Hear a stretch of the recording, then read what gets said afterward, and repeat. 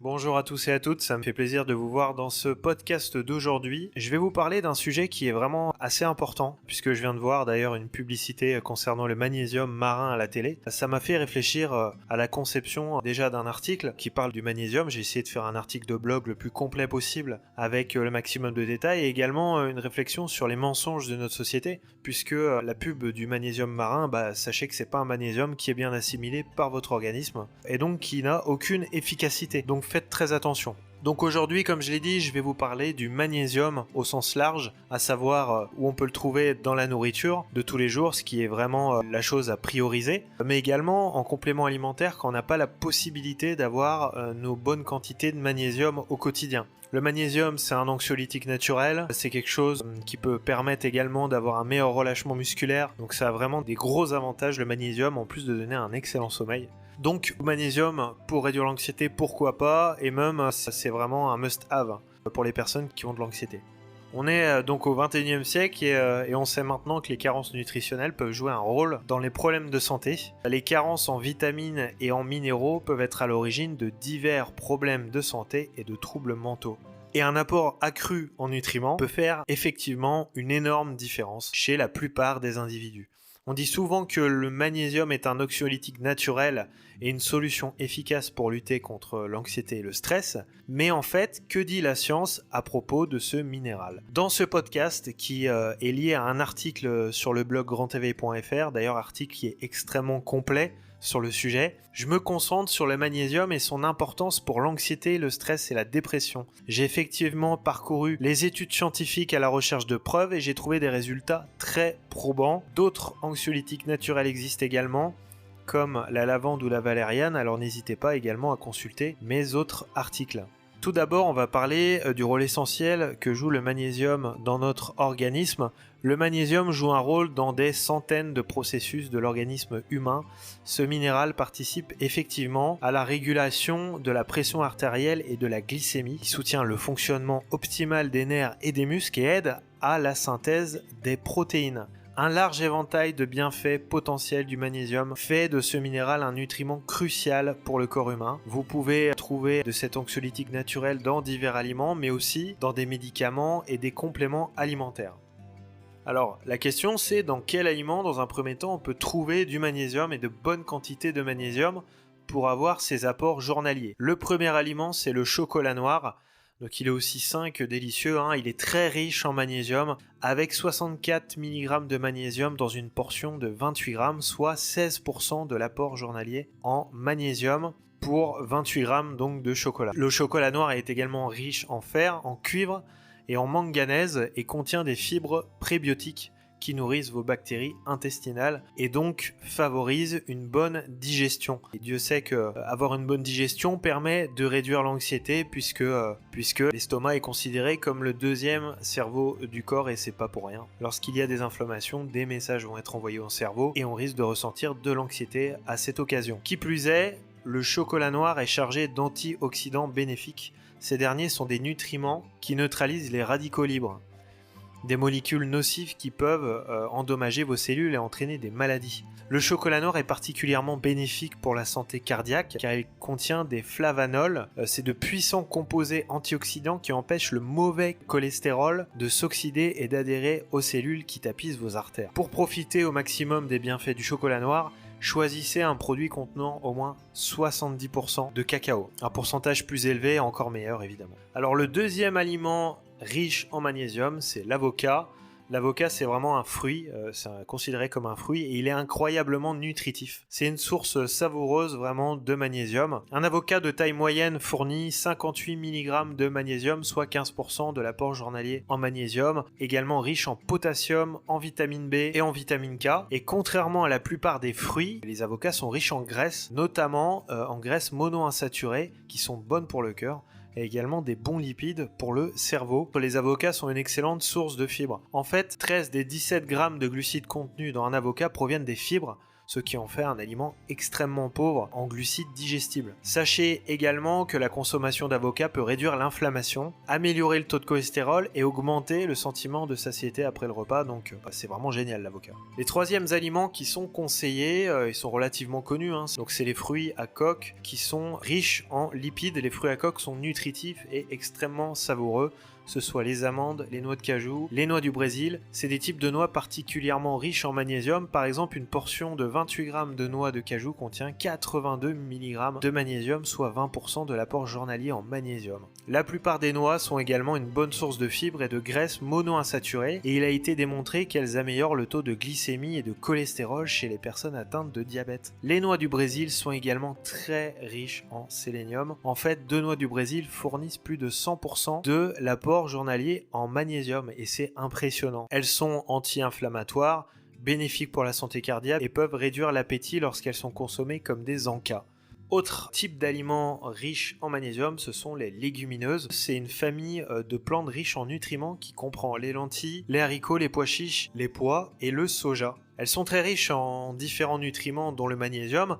Par exemple, une portion d'une tasse de haricots noirs cuits contient la quantité impressionnante de 120 mg de magnésium, soit 30% de l'apport journalier en magnésium. Et donc, si on en mange le midi et le soir, écoutez, on est déjà à 60%. C'est vraiment impressionnant. Les légumineuses sont également riches en potassium et en fer et constituent une source importante de protéines pour les végétariens, les sportifs végétariens qui, évidemment, consomment beaucoup de légumineuses, mais également des fruits à coque. Comme les légumineuses sont riches en fibres et ont un faible indice glycémique, elles peuvent réduire le taux de cholestérol, améliorer le contrôle de la glycémie et diminuer le risque de maladie cardiaque, donc c'est génial. Enfin, l'autre aliment que je conseille, et cette fois-ci c'est pas un type d'aliment, c'est un aliment, ce sont les bananes, font partie des fruits les plus populaires au monde. Elles sont surtout connues pour leur teneur élevée en potassium qui peut abaisser la tension artérielle et est liée à une réduction du risque de maladie cardiaque. Mais elles sont également riches en magnésium. Une grande banane contient 37 mg, soit 9% de l'apport journalier en magnésium. Également, les bananes fournissent de la vitamine C, de la B6, de la manganèse et des fibres. Les bananes mûres sont plus riches en sucre et en glucides que la plupart des autres fruits, elles peuvent donc ne pas convenir aux personnes diabétiques. Cependant, une grande partie des glucides contenus dans la banane sont constitués d'amidon résistant qui n'est ni digéré ni absorbé, donc éliminé dans les selles directement. L'amidon résistant peut abaisser la glycémie, réduire l'inflammation et améliorer la santé intestinale, donc c'est vraiment pas mal du tout. Maintenant, je vais vous parler de la carence en magnésium qui est vraiment très très commune en France et dans le monde. Si vous écoutez ce podcast, il est fort probable que vous souffriez d'une carence en magnésium. En France, 50 à 75% des gens ont une carence en magnésium. Et c'est énorme, il s'agit d'un problème tellement courant, mais beaucoup de gens ne connaissent même pas les effets néfastes que cela peut engendrer. Pourquoi je dis que la plupart des gens ont une carence en magnésium? Et bien même des gens qui se supplémentent en magnésium risquent d'être en carence tout simplement parce qu'ils ne prennent pas le bon magnésium. Le magnésium marin étant lui de très faible qualité, vraiment pas bien assimilé par l'organisme, et comme par hasard c'est le magnésium le plus répandu puisque c'est le moins cher à produire, et donc c'est une vaste escroquerie à ce niveau-là. Donc comment une carence en magnésium peut entraîner de l'anxiété, du stress ou de la dépression?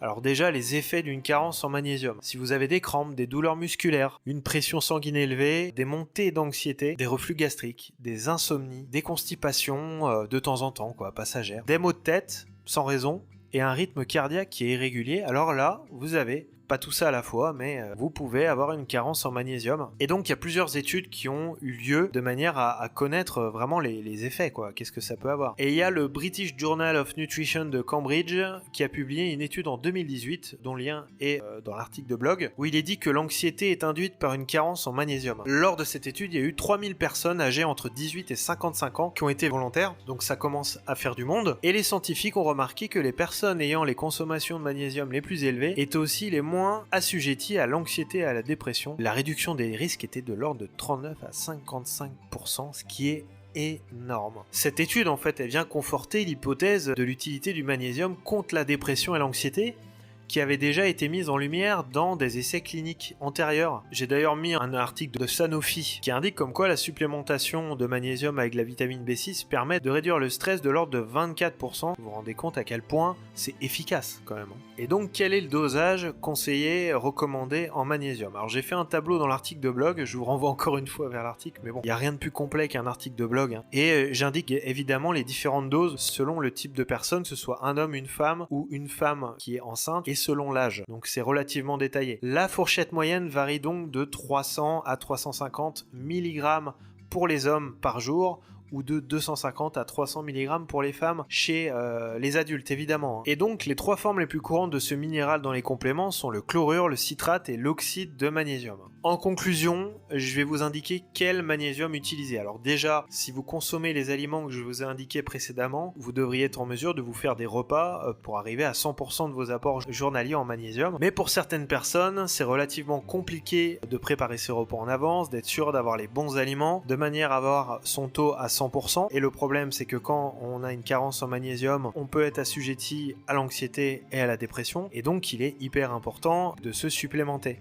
D'innombrables études scientifiques le confirment, le magnésium est appelé un minéral essentiel pour une bonne raison. Votre organisme en a besoin pour remplir des fonctions essentielles. Sans lui, votre santé et votre santé mentale peuvent se dérégler. Il est important de savoir qu'il est fréquent de souffrir d'une carence en magnésium. Ça signifie que si vous n'y prêtez pas attention, il est fort probable que vous en soyez déficient. C'est une solution facile et je vous recommande évidemment de prendre de 200 à 400 mg de magnésium par jour pendant au moins 2 semaines pour voir les effets que ça a sur votre sommeil et sur votre anxiété. Mais également, si vous pratiquez une activité sportive, les bénéfices seront également excellents, ne serait-ce que pour la récupération musculaire. La question est donc, quel magnésium utiliser? J'utilise le magnésium à haute absorption dit biglycinate. En fait, c'est le meilleur type de magnésium et c'est celui qui est assimilé quasiment à 100%. Les autres types de magnésium qui sont vendus en pharmacie, parapharmacie, etc., type magnésium marin, même s'ils sont accompagnés de la vitamine B6, il y a de fortes déperditions du magnésium et vous n'aurez pas du tout vos apports journaliers. Il est hyper important de passer sur du magnésium biglycinate. Je vous ai mis le lien en description sur Amazon de celui que je prends. C'est une marque française en plus, donc autant être un peu chauvin et consommer français. Et ça fait partie des supplémentations les plus efficaces que vous puissiez obtenir aujourd'hui en termes de magnésium. Donc j'espère vraiment que ce podcast vous aura été utile. Si vous voulez le compléter de l'article, allez-y, puisqu'il est beaucoup plus complet, il y a plus de détails, notamment en termes de supplémentation. C'est vraiment beaucoup plus poussé. J'ai passé pas mal de temps à le faire, cet article, donc n'hésitez pas à le consulter. Je vous ai mis également le lien du magnésium dans la description. En tout cas, ça m'a fait plaisir de parler de ce sujet, puisque je vois tous les jours des pubs à la télévision du magnésium marin qui n'est pas bon en fait, hein. C'est tout pour aujourd'hui, je vous dis à très bientôt, ciao.